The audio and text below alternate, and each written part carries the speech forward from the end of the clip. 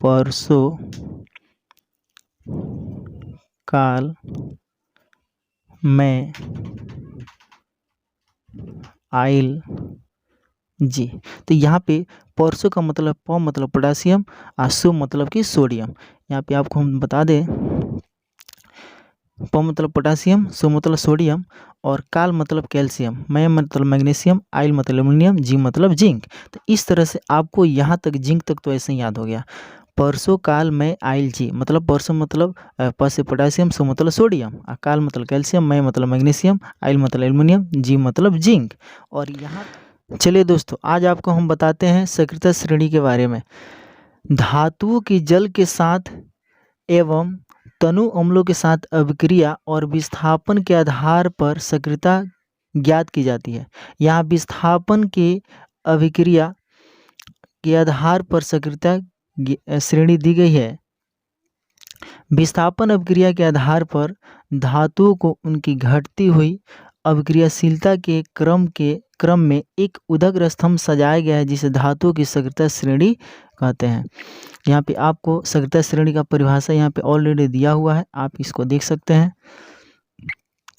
फिर कह रहा है कि सक्रियता श्रेणी में ऊपर वाले धातु नीचे वाले धातु के लवण के विलयन से धातु को विस्थापित करता है, अर्थात ऊपर में सबसे अधिक अभिक्रियाशील धातु और नीचे सबसे कम अभिक्रियाशील धातु रहता है।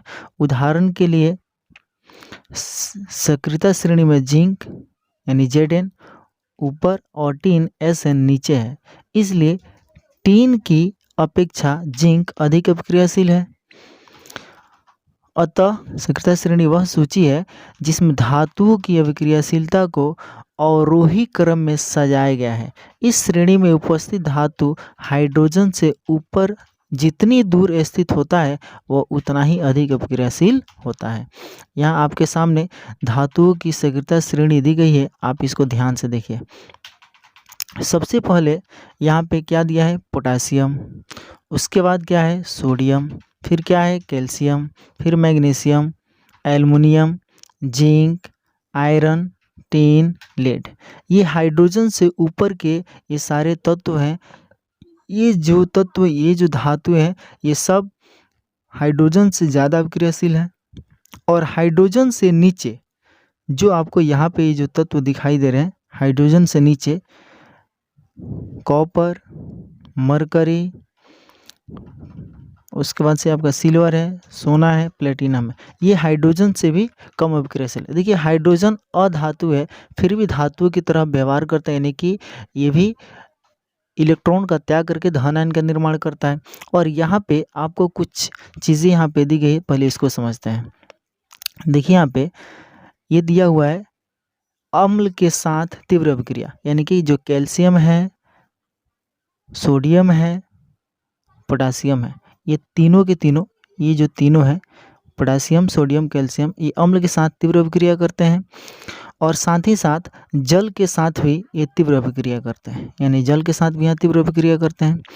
बात करें अगर magnesium, calcium, zinc, iron, tin, lead, ये अम्ल के साथ मंद अभिक्रिया करते हैं, जबकि अगर देखा जाए तो यहाँ पे मैग्नीशियम, एल्युमिनियम, जिंक, आयरन, ये चार ऐसे हैं जो जल के साथ मंद अभिक्रिया करते हैं, ठीक है। और ये इधर अम्ल के साथ मंद अभिक्रिया करते हैं। अगर हम बात करें सबसे अधिक अभिक्रियाशील धातु की, तो सबसे अधिक अभिक्रियाशील हमारा पोटासियम है, आपको दिख रहा है। और इसी तरह से अगर हम बात करें कि सबसे कम कौन है, तो सबसे कम हमारा आएगा भाई यहाँ पे प्लेटिनम। क्या आएगा हमारा, प्लेटिनम जो है सबसे कम अभिक्रियाशील है। और आपको यहाँ पे दिख रहा है कि सबसे ऊपर में हमारा पोटासियम है जो सबसे अधिक है और सबसे कम प्लेटिनम है, ठीक है। और यहाँ पे जैसे जैसे हम ऊपर से नीचे आएंगे धातुओं की जो अभिक्रियाशीलता है वो घटती जा रही है, घटती जा रही है, घटती जा रही है। जैसे ऊपर से नीचे आएंगे धातु की अभिक्रियाशीलता घटती जाएगी। और यहाँ पे एक चीज़ और आप देख लें, यहाँ पे जो कॉपर है, पारा है, सिल्वर है, सोना है, प्लेटिनम है, ये अम्ल के साथ अपक्रिया करते ही नहीं है। और इधर देखें तो हाइड्रोजन से जो ऊपर है तो हाइड्रोजन से अधिक अपक्रियाशील है यह, और जैसे ही यहाँ से नीचे आते तो ये हाइड्रोजन से कम अपक्रियाशील है। देखिए हाइड्रोजन अधातु है, उसके बावजूद भी यह धातु की तरह व्यवहार कर रहा है, और ये अधातु है इसके बावजूद भी ये कुछ धातुएं जो है ये उससे भी कम अपक्रियाशील हैं। अब यहाँ बात करें इसको याद कैसे रखा जाएगा, तो देखिए इसका हम एक ट्रिक बनाए हैं जिसको आप बहुत आसानी से याद कर सकते हैं। इसको थोड़ा भोजपुरी टाइप का है, खूब अच्छे से याद कर लीजिएगा।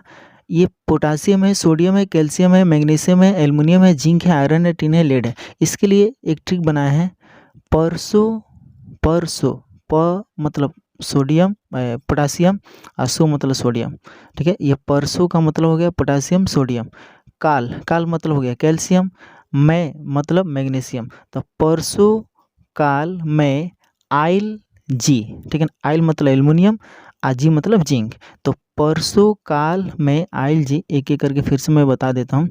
परसो, ठीक है, परसों बोल देंगे तो पोटासियम और सोडियम, काल मतलब कि कैल्शियम, मैं मतलब मैग्नीशियम, आइल यानी कि एल्युमिनियम, जी मतलब जिंक। यहाँ पे तो ऑटोमेटिक आपको याद हो गया। यानी कि अगर मैं यहाँ पे ये कहूँ कि अगर मैं कहूँ परसों काल में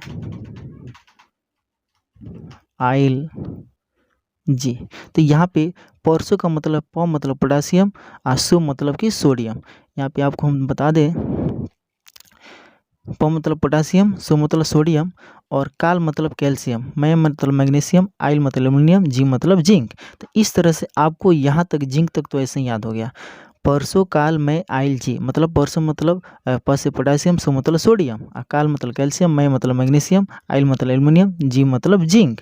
और यहाँ पे उसके बाद अगर हम बात करें जिंक के नीचे के लिए, अब हम क्या करेंगे, तो जिंक के नीचे के लिए हम आपको तरीका बताते हैं, ध्यान दीजिएगा। जिंक के नीचे के लिए आप बोल दीजिएगा आयरन टिन लेड। तो इसके लिए हम क्या करेंगे, ध्यान दीजिएगा। इसके लिए हम बता रहे हैं आंटी ले, ये इसको हम क्या बोले हैं, परसों काल में आइल जी आंटी ले। अगर इतना अगर याद करते हैं तो हमारे ख्याल से जो ये हाइड्रोजन से ऊपर के जो ये आपको जो तत्व दिखाई दे रहे हैं इसको आप आसानी से याद कर लेंगे, ठीक है। जो हाइड्रोजन से ऊपर के जो ये तत्व है इसे आप आसानी से याद कर लेंगे। किस तरीके से, तो परसों काल में आइल जी के तरीके से, ठीक है। हाइड्रोजन से ऊपर परसों काल में आइल जी, उसके बाद से आंटी ले, मतलब आयरन, टी मतलब टीन, ले मतलब लेड, ठीक है। और उसके बाद अब बचा हाइड्रोजन से नीचे वाला, तो हाइड्रोजन तो उसके बाद याद हो ही जाएगा। हाइड्रोजन से नीचे वाले के लिए क्या है, इसका ट्रिक है क्या, केपर मरकरी चमकी। तो केपर मरकरी चमकी का मतलब क्या होगा कि केपर मतलब हो गया कॉपर, मरकरी का मतलब हो गया पारा, और चमकी मतलब चांदी, ठीक है। बच गया अब दो गो, तो सोना प्लेटिनम, लास्ट में ऐसे ही याद रहेगा आपको, ठीक है। तो इस तरीके से हम चाहें तो इसे याद रख सकते हैं। अब देखिए एक बार फिर से मेरे साथ आप लोग ये बोलिएगा, परसों मतलब पोटासियम सोडियम, काल मतलब कैल्शियम, मैं मतलब मैग्नीशियम, आइल मतलब एल्युमिनियम, जी मतलब जिंक, आंटी ले मतलब मतलब आयरन, टी मतलब टीन, ले मतलब लेड, ठीक है। उसके बाद हाइड्रोजन हो जाएगा। फिर हमारा आएगा उसके बाद से क्या, केपर मरकरी चमके, ठीक है ना। केपर मरकरी चमके मतलब कॉपर, मरकरी, चमके मतलब चांदी। उसके बाद सोना प्लेटिनम तो लास्ट में से याद रहेगा। और यहाँ पे आपको दो चीज़ याद हुआ, ये याद रखिएगा, सबसे अधिक अपग्रेसिल हमारा है क्या है, पोटासियम है, और सबसे कम अपग्रेसिल क्या है, प्लेटिनम। सबसे अधिक पोटासियम और सबसे कम प्लेटिनम, इससे याद रखिएगा। बाकी बीच में जो है अन्य तत्वों को भी याद रखना है। यह हाइड्रोजन से कम अपक्रियाशील है और यह हाइड्रोजन से अधिक अपक्रियाशील है, ठीक है। हाइड्रोजन से ऊपर के जितने हैं हाइड्रोजन से अधिक अपक्रियाशील है, ठीक है। फिर मिलते हैं हम ऐसे ही अगले वीडियो में, तब तक के लिए जय हिंद।